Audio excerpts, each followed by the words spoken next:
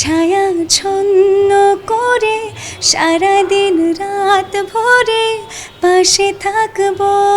Prince Mahmud ভাই তো হচ্ছে আমাদের দেশের কিংবদন্তি একজন সুরকার।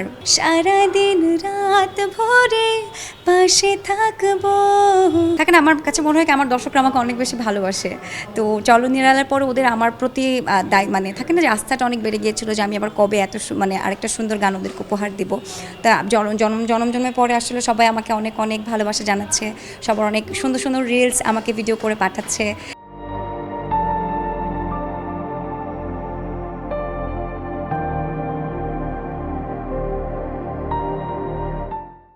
তাদের সুন্দর মুহূর্তগুলোকে আমাকে শেয়ার করে পাঠাচ্ছে, তো খুবই ভালো লাগছে।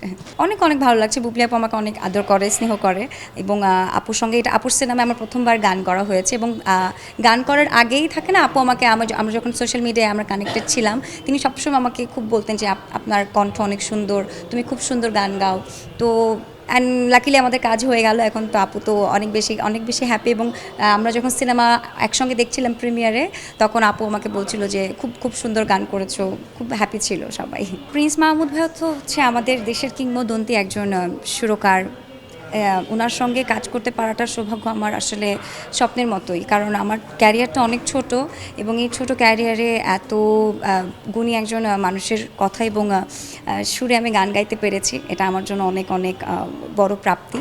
এবং সেই সঙ্গে আমার জীবনে প্রথম প্লেব্যাক ছিল কিন্তু তাহসান ভাইয়ের ফিল্মে যদি একদিন সিনেমায় আমি প্রথম প্লেব্যাক গিয়েছিলাম। এবং সেখান থেকে 2018-19 পরে 2025 এসে তাহসান ভাইয়ের সঙ্গে প্রথমবার প্লেব্যাকে কাজ করতে পেরেছি।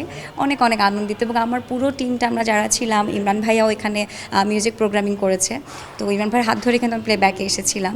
তো সব মিলিয়ে আসলে খুবই সুন্দর একটা কাজ আমার হয়েছে এই জনম জনম সিনেমায়। মানে রেকর্ডিং সেশনের সময়টা খুবই অল্প ছিল, বাট যতক্ষণই ছিলাম ওনার কাছ থেকে অনেক অনেক কিছু শেখার আমার সুযোগ হয়েছে। আমি প্রথমে অনেক ভয় পাচ্ছিলাম যখন রেকর্ডিং আমি গিয়েছিলাম যে অনেক রাগী হতে পারে বা বকা খেতে পারি, কিন্তু আসলে তিনি আমাকে খুব ইন্সপায়ার করেছেন। এবং তিনি সবসময় আমাকে মানে থাকে না যে তিনি সবসময় বারবার বলতেন যে না আসলে আমি একদম ভালো একটা সিলেকশন করেছি, এবং তিনি খুব অ্যাপ্রিসিয়েট করেছে আমাকে, খুবই খুবই খুবই আমাকে খুব আদর করে, খুব স্নেহ করে। আসলে আমি অনেক কৃতজ্ঞ। জনম জনম ধরে ছায়া ছন্ন করে সারাদিন রাত ভরে পাশে থাকবো।